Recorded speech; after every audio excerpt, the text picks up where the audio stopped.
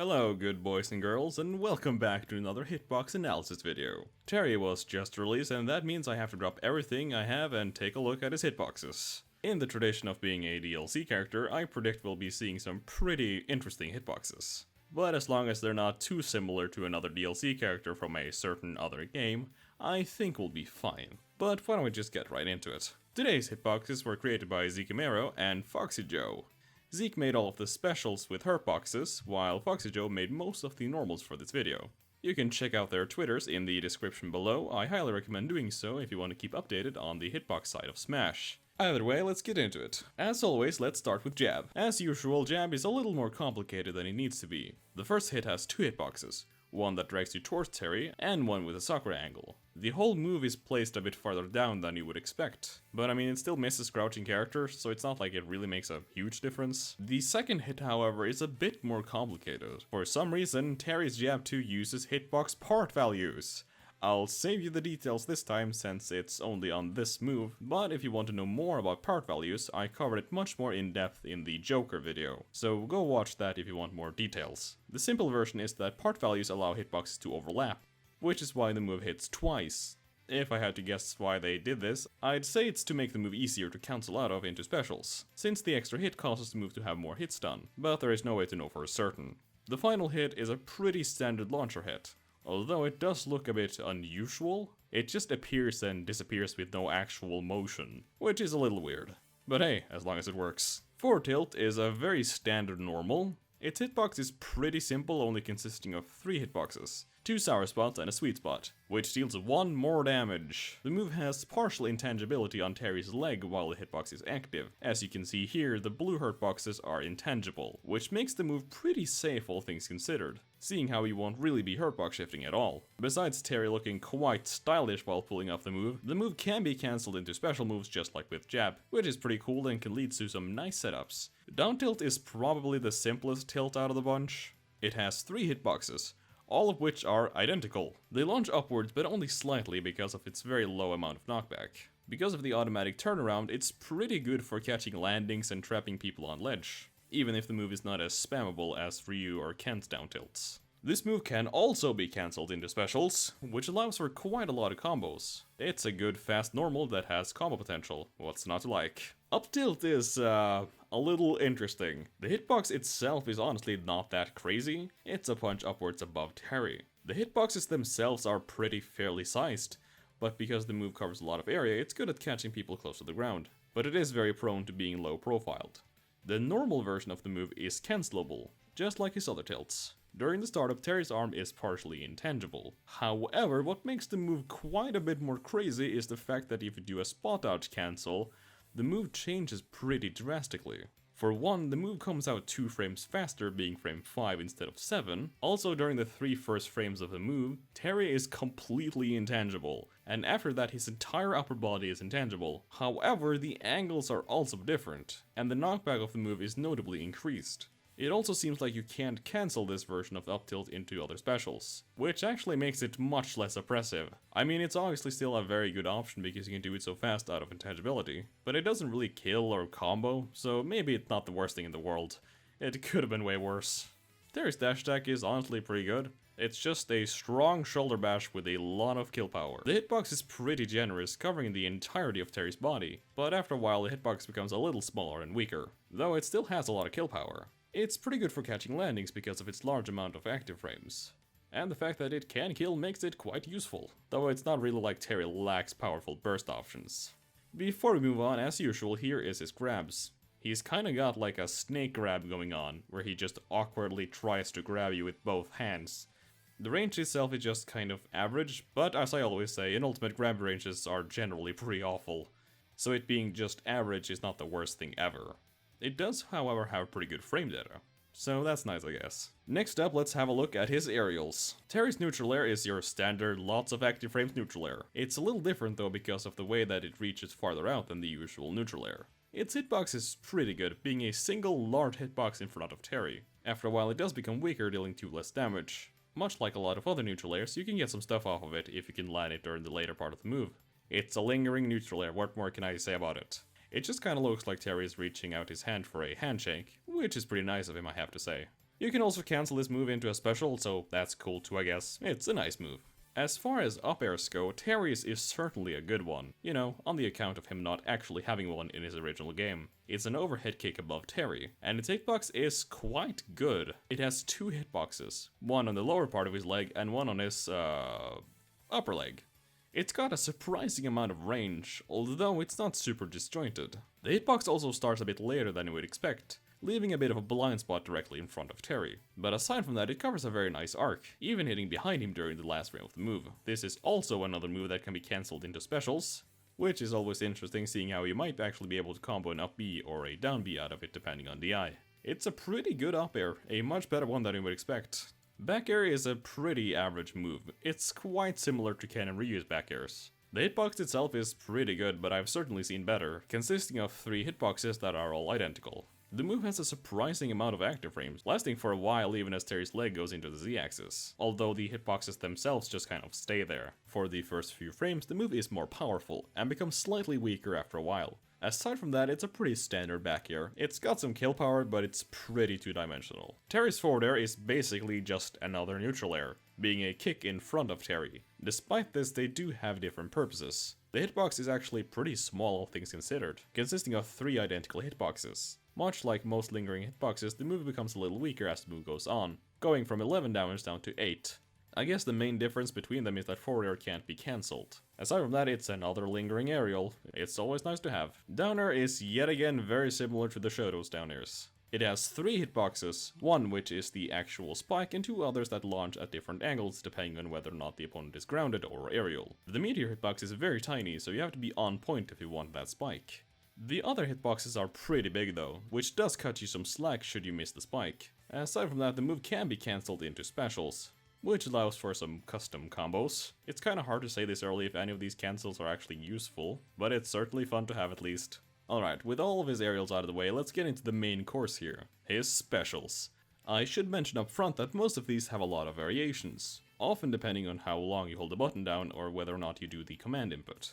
Also, since a lot of these moves have partial intangibility, we'll be using visuals with hurtboxes provided by Zeke. When the hurtboxes change color from white to blue, that means that they are intangible. Let's start with neutral B. Now, most of the time projectiles can't be visualized, but Zeke has gone through the effort to manually visualize them. So again, big props to him for doing that. The move has 4 variants. On the ground you can hold the button down to make the move go faster and deal slightly more damage. If you simply tap it, the move will go slower and last longer.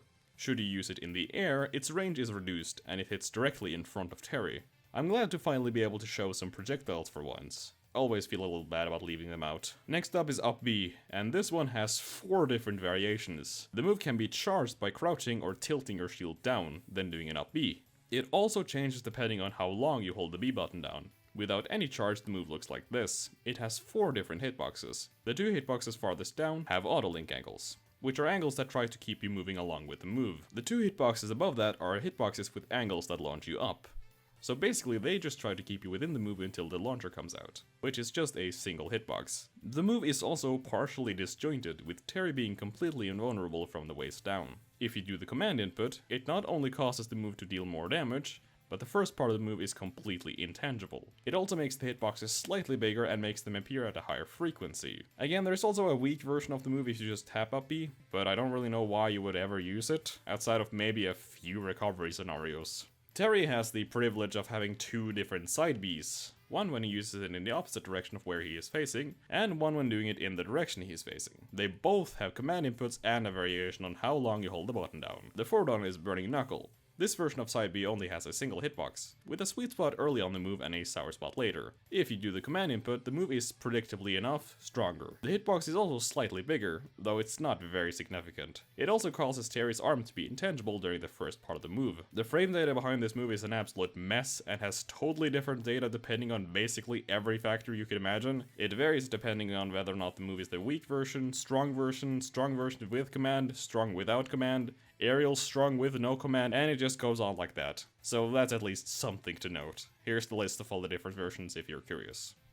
The other side B is quite a bit more complicated, in terms of hitboxes at least.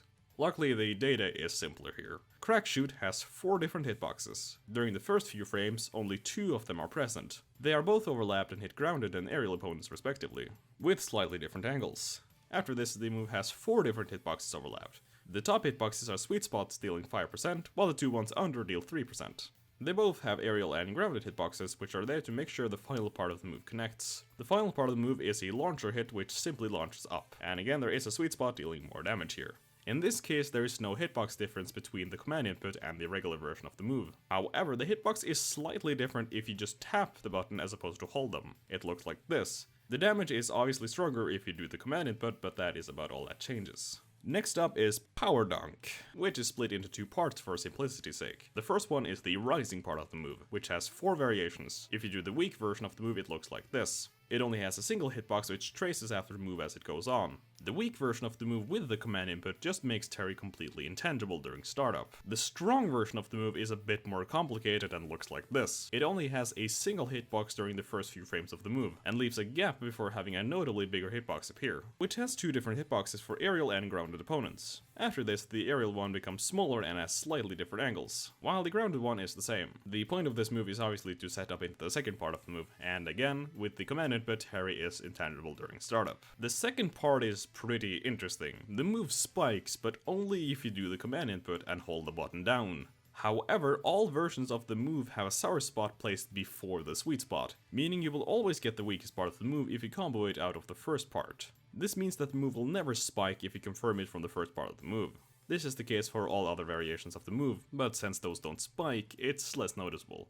They just have a smaller hitbox and deal less damage. To be fair, it would be a little broken if you were able to combo into a spike from a jab, so I can see why they did this. You can still get the spike if you land the move outside of the first part, of course, but that is obviously much harder. Finally, we have Terry's super special moves. When Terry is above 100%, you can perform the following 2 moves: Power Gazer and Buster Wolf. The first one is Power Gazer, and isn't that something? This hitbox is, well, absolutely massive, and it hits about as hard as you would expect looking at it. The red hitbox closest to Terry is the sweet spot, while the 2 others deal less damage the farther away from Terry you get, dealing 3 damage less per hitbox. After a few frames, the move becomes weaker in terms of damage. However, the move actually increases in knockback during the later part of it, making it still able to KO just as easily after the damage reduction. How sneaky of them. Aside from that, the move has damage-based armor of 5% during startup.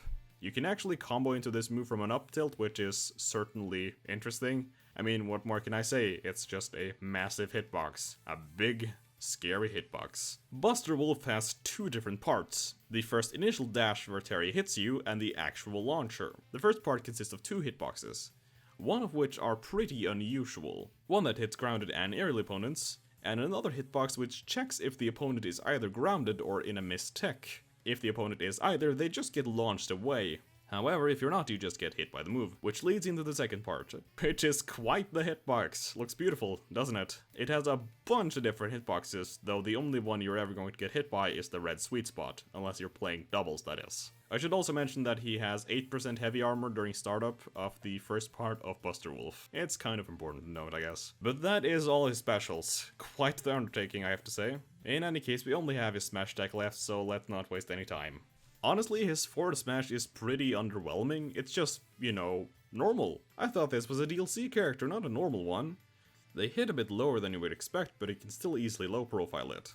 It does hit pretty hard should you manage to land it. It has the Sakura angle on both hits, which is a pretty good angle for getting kills. But aside from that, it's just a very simple move. Up smash is another one of those moves that have a sour spot early on the move, while the later parts are sweet spots. Again, in terms of size, it's pretty normal. It's decent as an anti-move, I guess. Even if the move is not particularly disjointed. Not too much to say here, honestly. Lastly, there's down smash, which, as this pattern would suggest, is just pretty average. I do like the angle it sends at. It's pretty nasty, can really screw over some characters with interceptable recoveries. Aside from that, it's just 3 identical hitboxes. Nothing crazy or out of the ordinary. And with that, we have covered every single one of Terry's hitboxes. They were quite a bit more complicated than I initially thought, with all the variations and command inputs and whatnot, but I'm glad I was able to get through them. Again, big thanks to Zeke for helping out with the video and answering all my dumb questions, really appreciate it. Anyways, I have a Discord server now, so if you're interested in that, there's a link to that in the description. I post updates there and generally just chill, so if you want to join and talk, I am actually active there pretty often. Anyways, as always, thank you for watching and I'll see you next time.